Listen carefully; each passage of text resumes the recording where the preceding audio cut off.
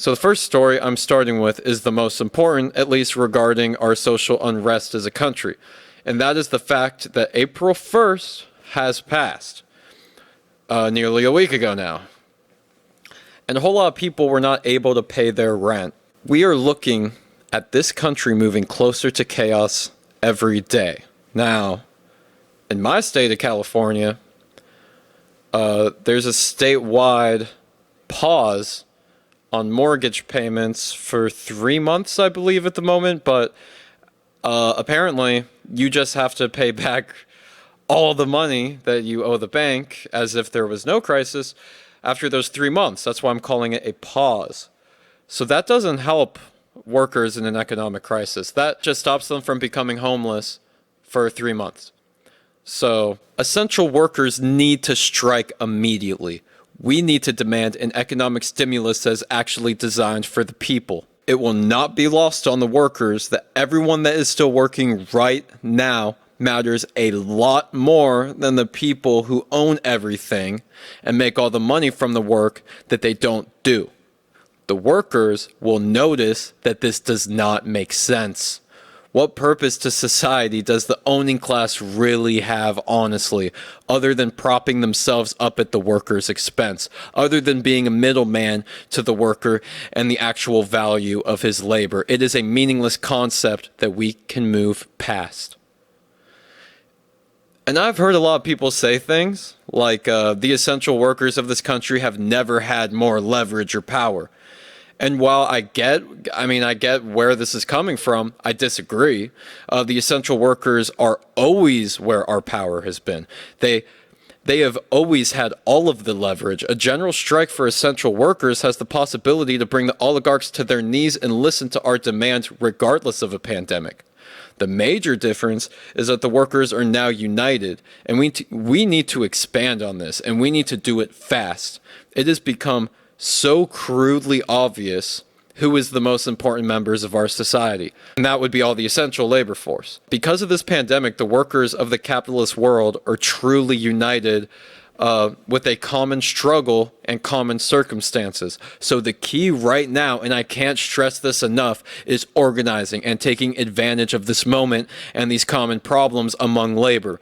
We also need to be making demands for real, measurable goals. Without enough strikes, we are fucked. And without measurable goals, we're fucked. I really do believe that most of our major problems are systematic and that they're the result of the broken system, and that workers must own the means of production and we must move past the profit incentive. We really do need that for stability, for sustainability.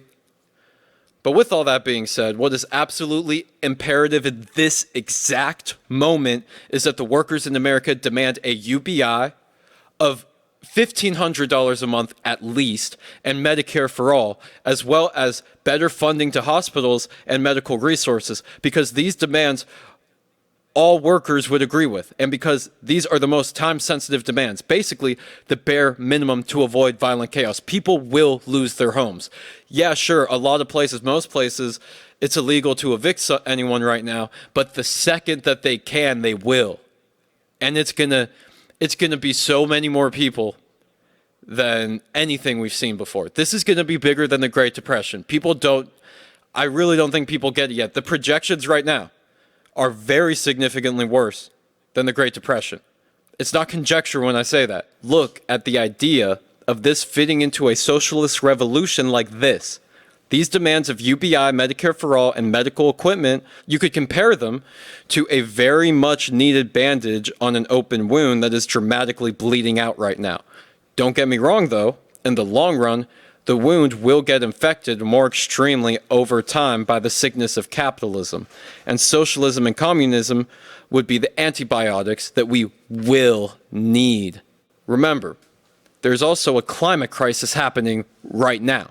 It's just more gradual. And these demands do nothing for that. Medicare for all does nothing for the climate crisis, and neither does a UBI. So I also can't stress enough that this strike should only be the beginning. That if we did get UBI and we got Medicare for all, that can only be the beginning. That is not going to solve things. We cannot lose momentum while this movement is building up. And I guarantee you guys, a movement is building up.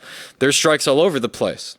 I live in San Diego, and the fire season is starting back up, which climate change is making worse. So we will have full hospitals while our state is on fire.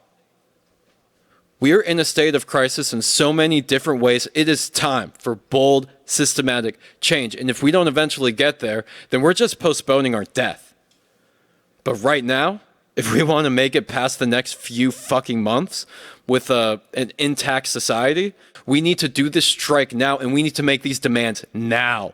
Every single minute counts. Every single second counts. Because every single minute, Americans are getting more desperate. In Italy, in Sicily, the less developed part of Italy, people were filling up grocery carts in grocery stores and running out because they had no money. That's going to happen in America way faster. Half of this country makes under 30 grand a year.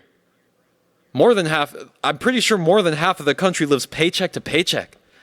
And a ton of people just stop getting paychecks. So right now, every minute that goes by is a big deal. But right now, we must have an essential workers' general strike with these demands in the very least. I'm going to list some links of some organized strike activity. So if you want to help the fight for our fucking lives, I'll have some links you can check out. And email me about any strike or movement you want me to check out and mention on the show. So please look them up. Support different unions that are doing good things right now. We need to do everything we can get.